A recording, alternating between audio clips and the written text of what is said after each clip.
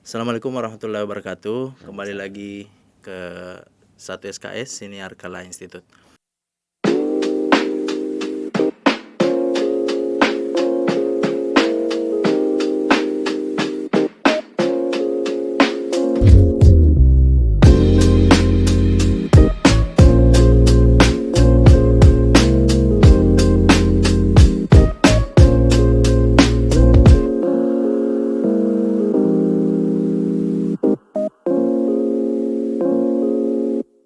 Nah, sekarang spesial edisi.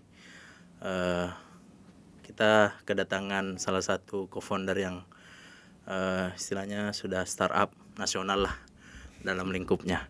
Oke, saya kenalkan, mari kita sambut Mas Wilson Yana Prasetya. Thank you. Yes, Mas Wilson aja ya panggilannya. Iya. Mas Wilson boleh kenalan dulu nggak nih sama pemirsa 1SKS ini podcast. Podcastnya namanya 1SKS Siniar Kala Institute. Boleh dikenalin dulu Mas. Mas Wilson ini backgroundnya apa, terus sekarang lagi sibuk apa? Oke. Dan termasuk dagangan juga. Boleh. Ya, terima kasih teman-teman. Nama saya Wilson Yana Prasetya. Jadi saya salah satu co-founder of Dagangan. Kita adalah rural commerce platform atau distribution platform yang bisa mengantar barang-barang sehari-hari, kebutuhan sehari-hari ke masyarakat yang terletak di desa-desa. Jadi kita fokus di yang namanya tier 3 dan tier 4 kota-kotanya atau desa-desanya, di mana customer kita itu tinggalnya 10 kilo paling tidak dari pasar basah. Dan pasar basah itu rata-rata pasar induk ya. Ya, sebelum ada dagangan mereka harus tiap 2-3 hari sekali atau mungkin kadang-kadang tiap hari datang naik motor untuk beli barang-barang sehari-hari. Lalu dari situ dia balik lagi untuk membeli barang-barang itu. Rata-rata mereka pemilik toko, jadi mereka harus nutup warungnya atau tokonya. Dan warungnya ini warung-warung rumahan ya, di rumah itu kadang-kadang ada anaknya juga dititipin ke tetangga Untuk beli barang tadi. bisa beli barang karena paling tidak waktunya untuk satu trip itu setengah jam. Belum di pasarnya, waktu di pasar itu pun juga belum tentu lengkap semua, namanya juga kota tier 3, tier 2 ya, atau tier 4. Jadi dia harus antri di beberapa supplier, namanya itu beberapa grosir di sana. Terus dari situ setelah dia antri, sudah dia balik lagi naik motor. Sangat-sangatlah time consuming. Rata-rata bisa setengah hari tujuannya untuk membeli barang-barang itu. Jadi dagangan berada di sana untuk membantu supaya mereka tidak perlu datang ke pasar lagi. Kita antar barang-barang itu dari gudang-gudang kita yang terletak di desa-desa langsung ke customer-customer kita dalam waktu 24 jam. Oke, berarti kalau secepat itu berarti dagangan ini punya gudang-gudang di desa. Betul. Jadi model kita adalah hub and spoke namanya ya. Hub and spoke itu berarti kita memiliki gudang-gudang kecil. Sebetulnya gudangnya itu lokasinya di dalam desa. Dan dari sana kita bisa mengantar barang-barang itu secara lebih efisien. Kita hari ini in total ada 51 gudang, 51 hubs. Kita udah berdiri selama 3 tahunan selama ini, dan kita benar-benar masuk ke dalam pelosok-pelosok. Hari ini masih di Pulau Jawa, tapi insya Allah kita bisa expand secepatnya ke pulau-pulau yang lain, termasuk Makassar mungkin. Termasuk sini. Menarik ya. Jadi mungkin karena pemirsa kita mungkin ada mahasiswa, kemudian ada yang baru mau bikin bisnis juga, startup utamanya ya. Mungkin pertanyaan pertama nih, idenya ini muncul dari mana sih Mas? Ide dagangannya ini. Ya, jadi kita teman-teman co-foundersnya semua itu rata-rata orang daerah semua. Mas, jadi rata-rata kita ada yang dari NTT. Salah satu co-founder saya itu dari NTT, dan NTT-nya bukan dari pulau, namanya Pulau Rote, jadi yang kecil. Oh ya, Pulau Rote. Jadi dari situ saya sendiri walaupun besar di Surabaya, saya spend a lot of time di Banyuwangi. Oke. Jadi itu tempat saya juga gitu di sana. Ada yang dari Jogja, ada yang dari Magelang. Ya. Jadi kita benar-benar kita tahu lah intinya selama ini kalau misalnya kita orang daerah apalagi yang tinggal di kota-kota tier 2, tier 3 dan ada yang dari NTT tier 4 itu untuk mendapatkan barang sehari-hari aja susah. Belum tentu ada. Kadang kita harus nunggunya bisa sampai seminggu dan harganya bisa 2 kali lipat. Oke. Atau bisa lebih kadang-kadang. Jadi kayak ya nggak usah jauh-jauh, mungkin di Makassar pun kalau di kota Makassarnya satu botol aqua 5.000, begitu kita naik gunung dikit udah 15.000 gitu. Betul. Jadi itu yang menjadi problem utama karena masalah infrastruktur yang ada di Indonesia.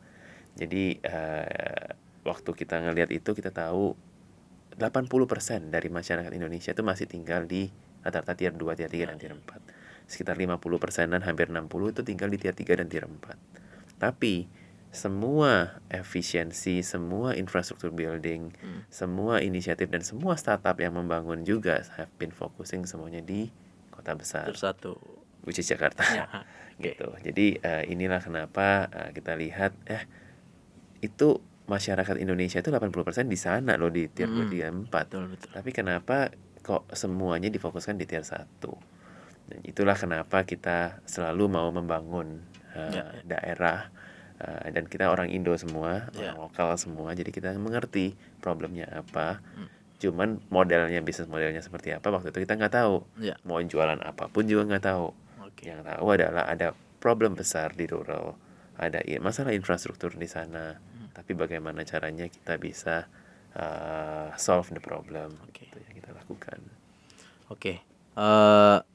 Itu kalau dari dagangan berarti itu misi utamanya karena keresahan infrastruktur dan sistem supply ke daerah-daerah memang agak jauh, kemudian butuh waktu yang lama, kemudian harga juga ya. Nah, terus kendalanya apa sih Mas saat mencoba mengembangkan startup ini di awal-awal? Kendalanya, jadi kita pas mulai itu pas akhir 2019. Terus kita semua bootstrap, jadi kita semua modal sendiri, kita masuk dan kita mencoba untuk menjalankan produk ini. Tahun 2020 bulan Maret tuh tiba-tiba pandemi masuk, jadi ya kaget. Dan itu secara tiba-tiba masyarakat yang asalnya mau beli ke pasar atau udah biasa ketemu orang, sekarang kita harus hati-hati. Ya itu jadi masalah salah satunya. Yang kedua juga bisnis modelnya setelah waktu itu kan juga masih belum tahu, belum jelas seperti apa. Jadi kita juga masih trial error banyak sekali gitu.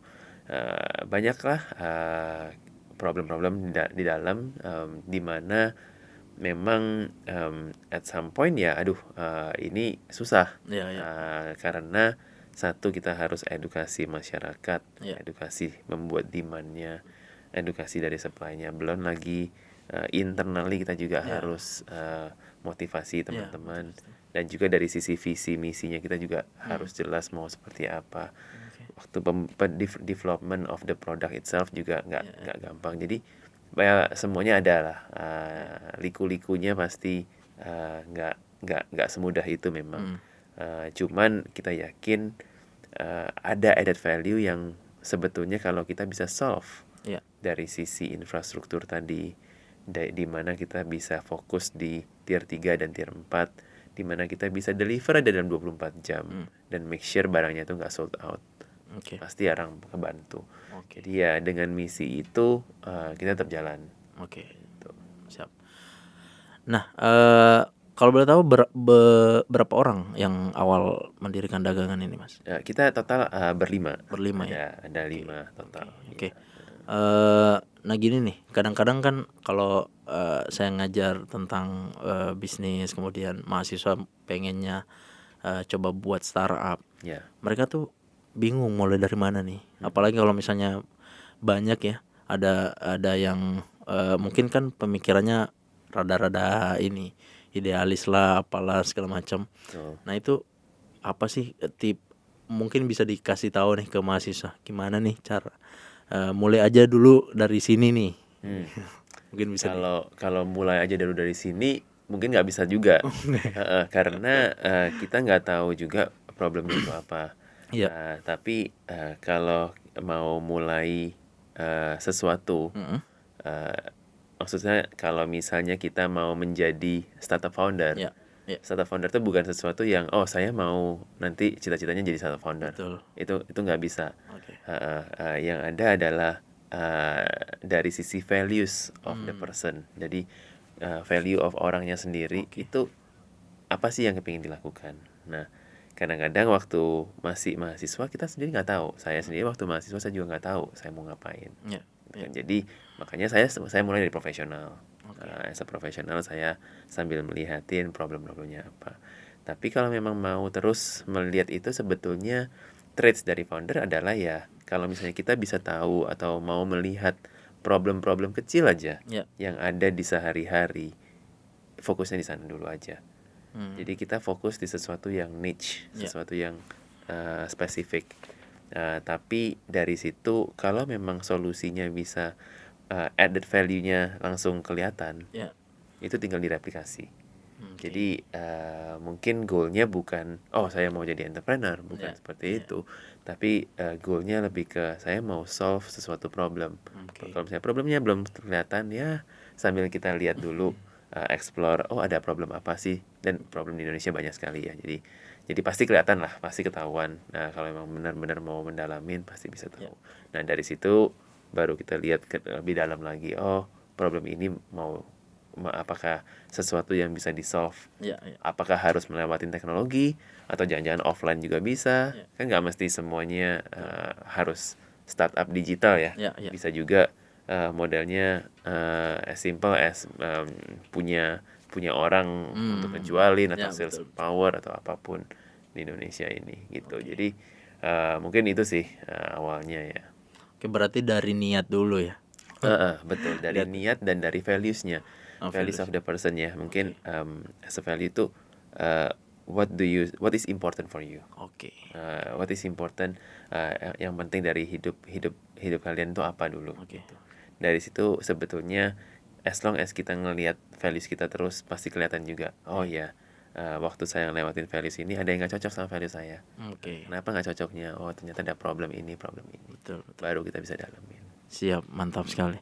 Nah ini mungkin pertanyaan terakhir karena saya tahu Mas Wilson ini jadwalnya padat sekali dan kayaknya harus hari ini udah mau terbang ke ini lagi meninggalkan Makassar. Pertanyaan terakhir Mas, skill apa sih yang sekarang ini wajib dimiliki mahasiswa ya tentu khususnya karena kita ini di kampus supaya nanti untuk mempersiapkan membangun startup ataupun menjadi seorang leader, co-founder itu skill apa sih yang wajib dimiliki? Ada beberapa, tapi kalau saya harus pilih 3 ya, mungkin nomor satu itu adalah integritas. Jadi kalau memang kita mau melakukan sesuatu, integritas itu paling nomor satu dulu, karena itu will go along very far. Trust dari teman-teman akan kebentuk. Trust dari teman-teman yang kerja sama mereka akan terbentuk juga. Dan itu penting karena di zaman sekarang tidak ada satu orang pun yang bisa melakukan sesuatunya sendirian. Semuanya pasti harus bersama-sama gitu. Dan kalau bersama-sama, kadang-kadang kan problem dari orang adalah saya nggak cocok, saya nggak apa. Nah kenapa nggak cocok? Karena you don't know your values yet. Nah itulah yang harus tahuin, what is your values, what is important. Makanya mempunyai integritas yang tinggi itu adalah salah satu value yang will bring you very far. Karena as long as people trust you, people will move you juga. People will help you juga. Dan itu very very important, especially as someone as a leader gitu. Karena as a leader itu mungkin pernah tahu leader versus manager ya. Jadi as a leader itu bukan someone yang membilangin orang mau ngapain. Bukan nyuruh-nyuruh. Tidak pernah. Justru di dagangan saya sebagai salah satu co-founder, saya nggak tahu kita mesti ngapain. People tell me what to do. Ya, ya. Karena kenapa? Itulah yang sebetulnya trust yang terbangun gitu. Jadi dia trust saya sebagai leader mereka, saya pun juga trust mereka untuk bisa membangun itu semua. Dan trust itu terbentuk dari salah satu integritas. Yang kedua yang mungkin saya masukin itu grit. Jadi challenge di Indonesia itu tinggi dan besar sekali. Waktu jalan dikit udah pasti kesandung. Dan udah pasti sesuatu itu nggak sama seperti apa yang kau inginkan gitu. Tapi dari grit itu kita nggak mudah menyerah. Jadi dengan adanya grit itu akan selalu tahu, oh ya kalau misalnya ini nggak jalan, kita coba yang lain dan coba yang lain dan coba yang lain. Grit digabungkan sama integritas itu very very powerful. Karena grit tidak menyerah itu orang akan bantu. Kalau misalnya you have that integrity, dan itu yang sesuatu yang quite important in life ya gitu. Dan mungkin yang terakhir, yang ketiga, yang bukan terakhir tapi mungkin saya harus pilih tiga kan ya. Yang ketiga itu being humble.